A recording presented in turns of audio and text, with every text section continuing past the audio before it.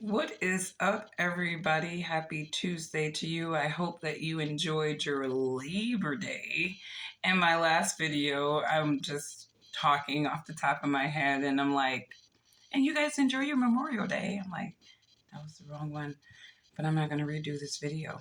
But, anyways, you know, I have such an issue with stereotypes and projections of Blackness. I've talked about this in videos before.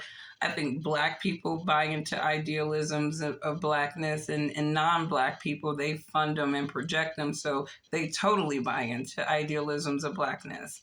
And so I think what happens when you have a Black American individual who says, you know what, I don't want to be in any herd of mentality of who I should be, how I should project myself, how I should think, how I should articulate, all of those things, which my mother personally raised me.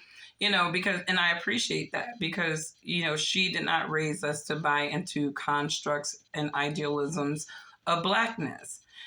But a lot of people buy into these constructs, and a lot of these constructs, like I said, they're funded. They're intentionally constructed and projected so that people universally have an idea about certain individuals and certain groups. So for Black people and Black women, for example, there's these projections of what a Black woman should be like, and even Black people, what we should be like, and what is culturally acceptable for us, right? And how to get into the Black culture. And it seems that these politicians seem to think that the best way to get into the Black culture is to like collard greens, and to like collard greens with hot sauce, right? Now, mind you, that is a cultural cuisine that is popular among Black Americans. But Black Americans, at least out here where I live in the Midwest, we don't eat collard greens every day. So collard greens isn't like we're not worried about, oh God, I got to vote for Kamala Harris, because if I don't vote for Kamala Harris, all the collard greens and hot sauce are going to go away, right? If I don't vote for Kamala Harris, all of the collard greens and the hot sauce will go away, right? And it seems like she keeps talking about collard greens and hot sauce so much that it seems like it's going to be a policy or something, because this is how she's talking to voters. This is what she's talking to voters about, is how she makes her collard greens, right? And I get what her little puppeteers are trying to do. They're trying to humanize her, give her some personality, give her some resonating points for Black voters. Like, look, Black voters, Kamala likes collard greens. You can't get any Blacker than that, right? But this is what she's talking to the Georgia voters about. And, she says, we had a Christmas party, Christmas Eve every year, and she asked me to make the greens for a party every year. And I am not lying to you that I would make so many greens that I'd need to wash them in the bathtub. So she's saying that she made so many greens that she had to wash them in a bathtub. And my whole thing is, I want to challenge this story a little bit. You know what I mean? Just like, Joe Biden talking about, what's the guy's name? Corn Pop. I want to challenge this. How many people were you cooking for, Kamala? How many people were you cooking for, right? Because I don't know. I know a lot of big Black families. Like, remember that movie Soul Food? They were a pretty nice sized family. Was she cooking for more people than that, right? Because I don't recall anybody in that movie Soul Food cooking greens in the bathtub or washing their greens in the bathtub. I don't know a lot of Black people I've never really seen any, like my mom, my aunties, even if they were cooking for a considerable amount of people, the sink was big enough to handle that because greens float, right? So, the sink was definitely enough to handle that. But it just seems like, somebody is giving her the black sauce and she's just regurgitating it, right?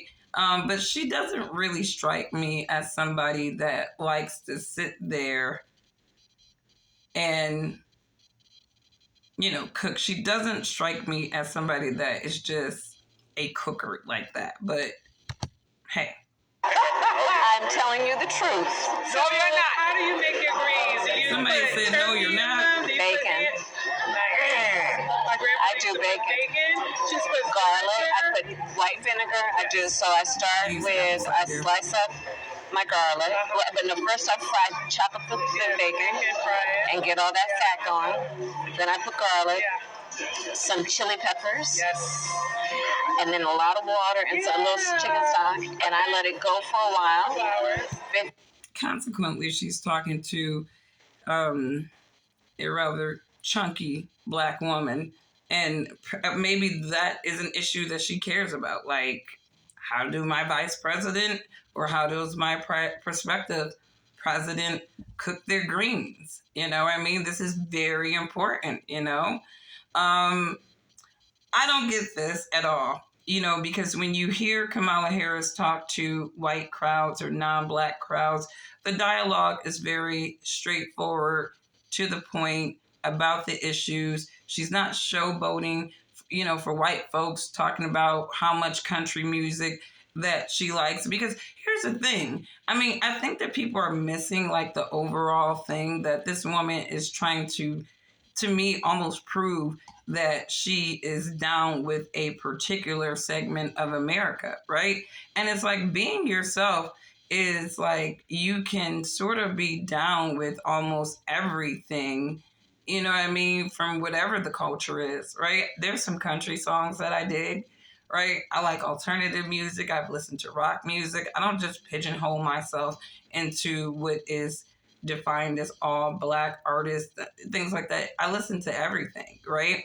I love all types of food. I was actually eating some Indian food the other day because Indian food is really good, right? But I love my soul food too. And that we had soul food yesterday. So it's like we didn't do the greens, right? But we did do the mac and cheese and some other stuff. But it's just one of those things where, you know, you can like other cultures. You can immerse yourself in other cultures and still stay true to yourself. She grew up in an Indian American environment. I mean, it doesn't even seem like she was completely immersed in the Jamaican culture that much. And to me, it just seems like she just needs to stop trying. Just, you know, be presidential. Stop trying to be liked by everybody, because you know that you're not going to be liked by everybody once you get this role. And half of the people that you're pandering to, you're not really even going to do anything for them.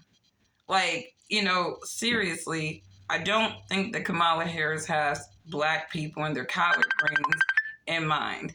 But let me know what you guys think. You have a wonderful day, and we will keep watching the clown show. Bye.